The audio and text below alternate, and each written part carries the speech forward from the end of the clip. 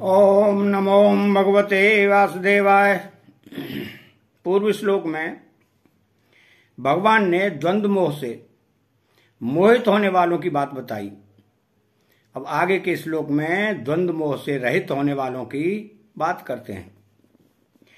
तो ये साम त्वंतगतम पापम जनानाम पुण्य कर्मणाम ते द्वंद्व मोहि निर्मुक्ता भजन्ते माम दृढ़व्रता।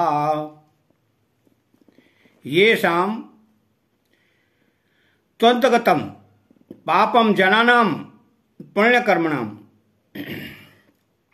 द्वंद्व मोह से मोहित मनुष्य तो भजन नहीं करते, और जो द्वंद्व मोह से मोहित नहीं है वे भजन करते हैं। तो भजन न करने वालों की उपेक्षा भजन करने वालों की विलक्षणता बताने के लिए यहां तो पद आया है। तो जिन मनुष्यों ने अपने को तो भगवत प्राप्ति की ही करनी है, इस उद्देश्य को पहचान लिया है, अर्थात जिनको उद्देश्य की यह स्मृति आ गई है कि यह मनुष्य शरीर भोगने के लिए नहीं है, प्रत्युत भगवान की कृपा से केवल उनकी प्राप्ति के लिए ही मिला है, ऐसा जिनका दृढ़ निश्चय हो गया है वे मनुष्य ही पुण्य कर्मा हैं। तात्पर्य यह हुआ कि अपने एक निश्चय से जो बुद्धि शुद्धि होती है, पवित्रता आती है, वह यज्ञ दान तप आदि क्रियाओं से नहीं आती। कारण कि हमें तो एक भगवान की तरफ ही चलना है, यह निश्चय स्वयं में होता है, और यज्ञ दान आदि क्रियाएं बाहर से होती हैं। तो अंतगतम पापम कहने का भाव यह है कि जब यह निश्चय हो गया है कि मेरे को तो केवल भगवान की तरफ ही चलना है, तो इस निश्चय से भगवान की सम्मुखता होने से विमुखता चली गई, जिससे पापों की जड़ ही कट गई। क्योंकि भगवान से विमुखता ही पापों का खास कारण है। संतों ने कहा है कि 1.5 ही पाप है और 1.5 ही पुण्य है। भगवान से विमुख होना पूरा पाप है, तो दुर्गुण दुराचारों में लगना आधा पाप है। ऐसे ही भगवान के सम्मुख होना पूरा पुण्य है, और सद्गुण सदाचारों में लगना आधा पुण्य है। तात्पर्य यह हुआ कि जब मनुष्य भगवान के सर्वदा शरण हो जाता है, तब उसके पापों का अंत हो जाता है। दूसरा भाव यह है कि जिनका लक्ष्य केवल भगवान है वे पुण्य कर्मा हैं, क्योंकि भगवान का लक्ष्य होने पर सब पाप नष्ट हो जाते हैं। भगवान का लक्ष्य होने पर पुराने किसी संस्कार से पाप हो ही जाएगा, तो भी वह रहेगा नहीं, क्योंकि हृदय में विराजमान भगवान उस पाप को नष्ट कर देते हैं। तो विकर्म यच्चो तुपतिम कथचिदा धुनोति सर्व हृदय सन्निविष्ट। तीसरा भाव यह है कि मनुष्य सच्चे हृदय से यह दृढ़ निश्चय कर ले कि अब आगे मैं कभी पाप नहीं करूंगा, तो उसके पाप रहते नहीं। ते द्वंद्व मोह निर्मुक्ता भजन्ते माम दृढ़व्रता। पुण्य कर्मा लोग द्वंद्व रूप मोह से रहित होकर और दृढ़वती होकर भगवान का भजन करते हैं। द्वंद्व कई तरह का होता है, जैसे नंबर 1 भगवान में लगे या संसार में लगे, क्योंकि परलोक के लिए भगवान का भजन आवश्यक है और इस लोक के लिए संसार का काम आवश्यक है। नंबर 2 वैष्णव शैव शाक्त गाणपत और सौर, इन संप्रदायों में से किस संप्रदाय में चलें और किस संप्रदाय में न चलें। नंबर 3 परमात्मा के स्वरूप के विषय में द्वैत अद्वैत विशिष्टाद्वैत शुद्धाद्वैत अचिंत्य भेदाभेद आदि कई तरह के सिद्धांत हैं। इनमें से किस सिद्धांत को स्वीकार करें और किस सिद्धांत को स्वीकार ना करें।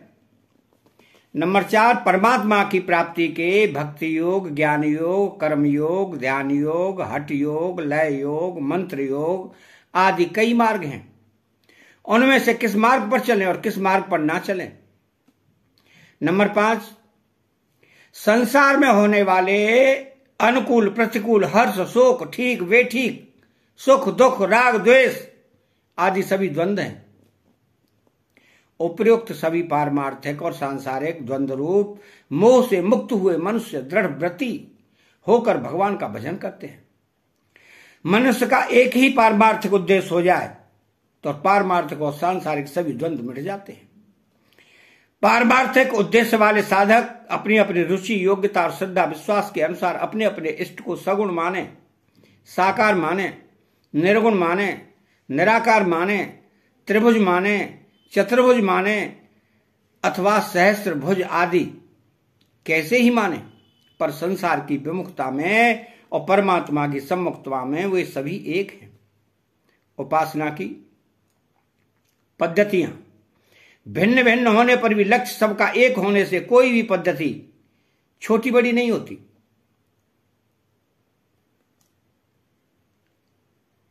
जिस साधक का जिस पद्धति में श्रद्धा विश्वास होता है उसके लिए वही पद्धति श्रेष्ठ है और उसको उसी पद्धति का ही अनुसरण करना चाहिए। परंतु दूसरों की पद्धति या निष्ठा की निंदा करना, उसको 2 नंबर का मानना दोष है। जब तक यह साधन विषयक द्वंद्व रहता है और साधक में अपने पक्ष का आग्रह और दूसरों का निरादर रहता है, तब तक साधक को भगवान के समग्र रूप का अनुभव नहीं होता।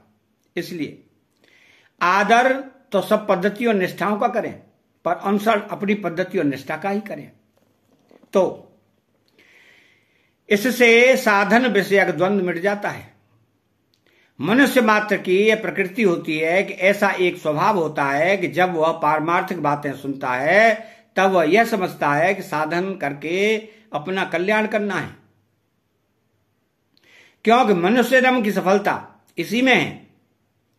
परंतु जब वह व्यवहार में आता है तब वह ऐसा सोचता है कि साधन भजन से क्या होगा, सांसारिक काम तो करना पड़ेगा, क्योंकि संसार में बैठे हैं, चीज वस्तु की आवश्यकता पड़ती है, उसके बिना काम कैसे चलेगा। अतः संसार का काम मुख्य रहेगा ही और भजन स्मरण का नित्य नियम तो समय पर कर लेना है, क्योंकि सांसारिक काम की जितनी आवश्यकता है उतनी भजन स्मरण नित्य नियम की नहीं। ऐसी धारणा रखकर भगवान में लगे हुए मनुष्य बहुत हैं। भगवान की तरफ चलने वालों में भी जिन्होंने एक निश्चय कर लिया है कि मेरे को तो अपना कल्याण करना है, सांसारिक लाभ हानि कुछ भी हो जाए इसकी कोई परवाह नहीं, कारण कि सांसारिक जितनी भी सिद्धि हैं वो आंख मीचते ही कुछ नहीं है।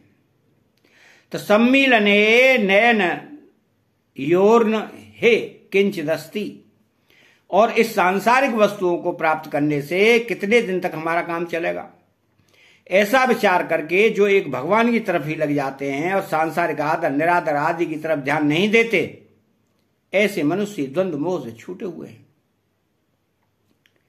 दृढ़ता कहने का तात्पर्य है कि हमें तो केवल परमात्मा की तरफ ही चलना है, हमारा और कोई लक्ष्य है ही नहीं।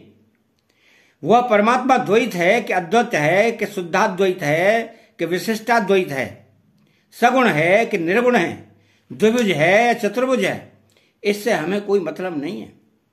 वो हमारे लिए कैसी भी परिस्थिति भेजे, हमें कहीं भी रखे और कैसे भी रखे, इससे भी हमें कोई मतलब नहीं है। बस हमें तो केवल परमात्मा की तरफ चलना है। ऐसे निश्चय से वो दृढ़व्रती हो जाते हैं। परमात्मा की तरफ चलने वालों के सामने 3 बातें आती हैं। परमात्मा कैसे हैं, जीव कैसा है और जगत कैसा है।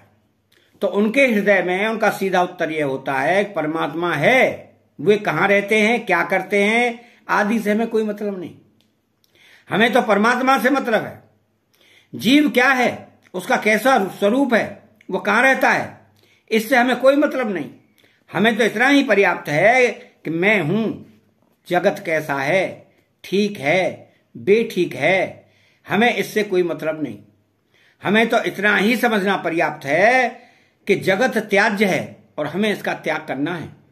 तात्पर्य यह हुआ कि परमात्मा की तरफ चलना है, संसार को छोड़ना है और हमें चलना है, अर्थात हमें संसार से विमुख होकर परमात्मा के सम्मुख होना है। यही संपूर्ण दर्शनों का सार है, यही दृढ़व्रती होना है। दृढ़व्रती होने से उनके द्वंद्व नष्ट हो जाते हैं। क्यों कि एक निश्चय न होने से ही द्वंद्व रहते हैं। दूसरा भाव है कि उनको न तो निर्गुण का ज्ञान है और न उनको सगुण के दर्शन हुए हैं, किंतु उनकी मान्यता में संसार निरंतर नष्ट हो रहा है और निरंतर अभाव में जा रहा है और सब देश काल वस्तु व्यक्ति आदि में भाव रूप से एक परमात्मा ही है। ऐसा मानकर वह दृढ़व्रती होकर भजन करते हैं। जैसे पतिव्रता स्त्री पति के परायण रहती है, ऐसे ही भगवान के परायण रहना ही उनका भजन है। अतः चैनल को सब्सक्राइब करें, बेल आइकन को दबाएं और कमेंट बॉक्स में जय श्री कृष्णा लिखें। बोलो जय श्री कृष्णा।